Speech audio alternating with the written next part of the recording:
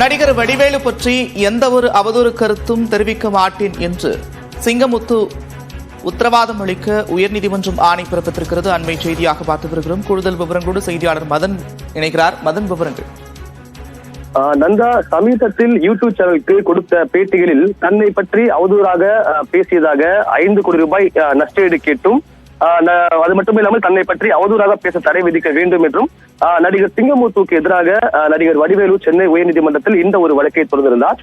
இந்த வழக்கு தொடர்பாக சிங்கமுத்து தரப்பில் ஒரு பதில்மனு தாக்கல் செய்யப்பட்டது. அதில் அவதூறாக தெரிவித்த வார்த்தை எது என்பதை வடிவேலு தன்னுடைய மனுவில் குறிப்பிடவில்லை. திரைத்துறையை சேர்ந்தவருடைய கருத்துக்களை மட்டுமே தான் பேட்டியில் தெரிவிக்கப்பட்டது.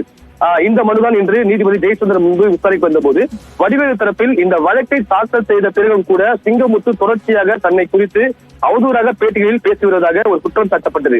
ஆனால் வழக்கு தாக்கல் செய்த பிறகு எந்த ஒரு பேட்டியும் கொடுக்கவில்லை என்றும் இந்த வழக்கை மீண்டும் தள்ளி வைக்க வேண்டும் என்று சிங்கமுத்து தரப்பிலிருந்து ஒரு வாதம் எடுத்து வைக்கப்பட்டது. இதனை ஏற்றுக்கொண்ட நீதிபதி இந்த வழக்கு விசாரணை டிசம்பர் 11 தள்ளி வைத்துள்ளார். அதே போல வடிவேலுக்கு எதிராக தெரிவித்த கருத்துக்களை திரும்ப பெற்றுக் கொள்வதாகவும் இனி மேற்கொண்டு அவருக்கு எதிராக அவதூறு ஏற்படுத்தும் வகையில் எந்த ஒரு கருத்தையும் தெரிவிக்க மாட்டேன் என்று உத்தரவாதம் அளித்து உயர்நீதிமன்றத்தில் ஒரு மனு தாக்கல் செய்ய வேண்டும் என்றும் தற்போது சிங்கமுத்துக்கு உத்தரவு பிறப்பிக்கப்பட்டுள்ளது. அது மட்டுமில்லாமல் இந்த பேட்டி கொடுத்த வீடியோக்களை நீக்க வேண்டும் என்று சம்பந்தப்பட்ட யூடியூப் சேனலுக்கு கடிதம் அனுப்பும்படியும் தற்போது சிங்கமுத்துக்கு இந்த உத்தரவு பிறப்பிக்கப்பட்டுள்ளது. நந்தா, நன்றி மதன், விவரங்களுக்கு.